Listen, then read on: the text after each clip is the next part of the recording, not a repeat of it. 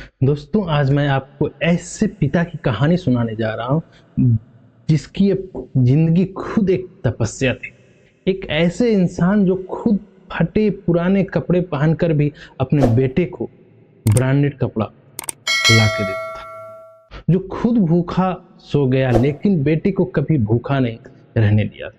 ये कहानी सिर्फ एक इंसान की नहीं, ये हर उस पिता की है जो अपने बच्चों के लिए दिन रात एक कर देता है और बदले में कुछ नहीं मांगता। कहानी एक छोटे से गांव के गरीब की है। नाम है रामनिवास। एक ईंट के भट्टे में मजदूरी करता है।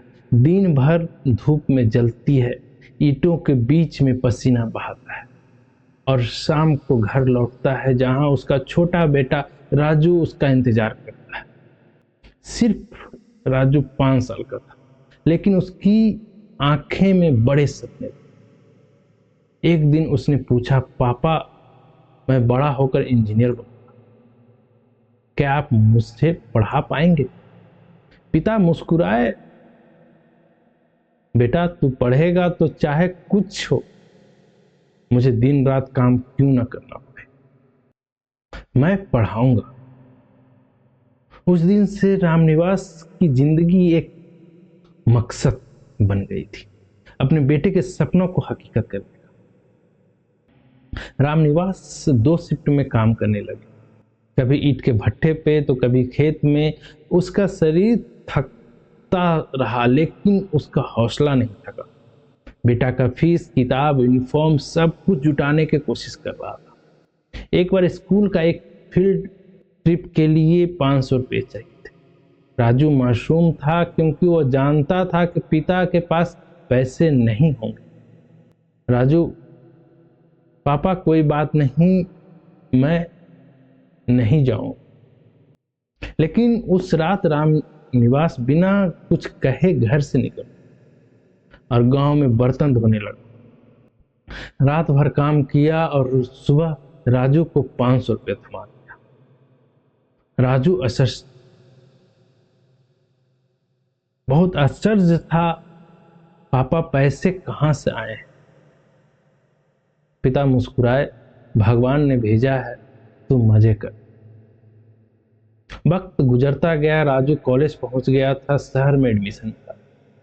अब खर्च और बढ़ गया था। रामनिवास ने अपना खेत गिरवी रख दिया ताकि बेटे की पढ़ाई रुकनी नहीं चाहिए।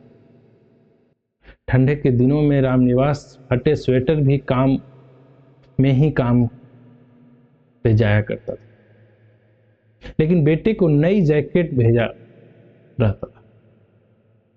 एक दिन गांव में एक शादी में सबने ताना मारा, बेटा शहर में पढ़ रहा है और बाप खेत गिरवी रख रहा है, कैसा नसीब है। रामनिवास ने सिर्फ एक बात कही, अगर बेटा पढ़ लिख कर सफल हो गया तो ये खेत क्या है, मैंने अपनी जिंदगी भी उसके लिए गिरवी रखूंगा। बरसों बाद राजू इंजीनियर बन गया था। एक बड़ी सी कंपनी में नौकरी मिल गई। पहली सैलरी मिली लेकिन उसने अपने पिता को नहीं बताया।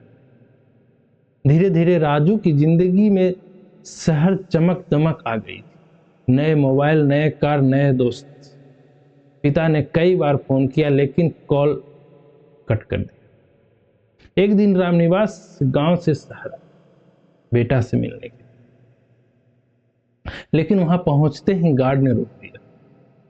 गार्ड बोलता है, साहब ने कहा है कोई बूढ़ा किसान आए तो कह देना मैं घर पे नहीं। रामनिवास बिना कुछ कहे वापस लौट गया। बस यही बुदबुदाता रहा कि मेरा बेटा बहुत बड़ा आदमी बन गया है, अब उसके पास वक्त नहीं। एक दिन राजू को गांव से फोन आया, पिताजी की तबीयत बहुत खराब है। राजू गया लेकिन बहुत देर हो चुकी थी। रामनिवास अब इस दुनिया में नहीं था, लेकिन तकिया के नीचे एक पुराना सा कागज मिला, एक पत्र जिसमें लिखा था, बेटा तुमसे कभी कुछ नहीं मांगा, लेकिन जब तू बड़ा बन गया तो एक बार गले लगाकर, तेरे उस गले लगने से मेरी सारी थकान उतर जाती।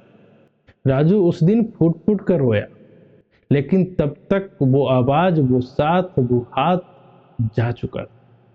दोस्तों, माता पिता का प्यार कभी बराबरी नहीं करता है, वो बस देता है बिना कुछ मांगे।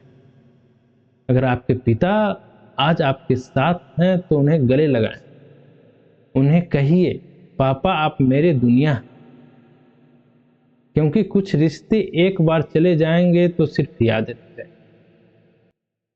ये कहानी की कौन सी लाइन आपकी लाइफ से जुड़ी हुई है, जरूर कमेंट सेक्शन में कमेंट कीजिए। क्या आप अपने पापा से बात होती है? आप अपने पापा को फर्स्ट बार गले कब मिले थे? कब आपने उन्हें आई लव यू बिना सोचे समझे उनसे वार्तालाप की, हंसी मजाक? जरूर कमेंट सेक्शन में कमेंट कीजिएगा। आगे आपकी यादें ताज़ी हो जाएंगी तो वो जरूर बताइए। अगर मेरे चैनल पर पहली बार आए हैं तो सब्सक्राइब जरूर कर लीजिएगा, ताकि इसी तरह की मोटिवेशनल कहानी आपको मिलते रहे। डेली ये शाम को 6 बजे आपको मिलेगी। साथ ही अगर मेरे चैनल पे आप पहली बार आए हैं तो आपको मैं बता दूं कि मैं डेली 9 बजे लाइव सेशन में आता हूं। एक इंस्पायर करने वाली कहानी, इसी तरह की मोटिवेशनल कहानी के साथ जुड़ता हूं आपके साथ। तो आप मेरे से जुड़िए डेली रात्रि 9 बजे। इसलिए मैं कहता हूं, हंसते रहिए, मुस्कुराते रहिए, स्वस्थ रहिए और अपनी भावनाओं को, अपने संस्कार को बनाए रखिए। अपने गार्जियन, भगवान स्वरूप माता पिता से हमेशा मिलते जुलते रहिए। इस वीडियो को देखने के लिए बहुत बहुत धन्यवाद। साथ ही एक रिक्वेस्ट है कि मेरा डिस्क्रिप्शन में जाके टेलीग्राम चैनल को जरूर सब्सक्राइब कर लीजिए, ताकि उस पर आपको इंस्पायर करने वाली स्टोरी आपको मिलते रहे, ताकि आप इंस्पायर हो सके। यहाँ तक वीडियो देखने के लिए बहुत बहुत धन्यवाद। फिर से वंस अगेन थैंक यू।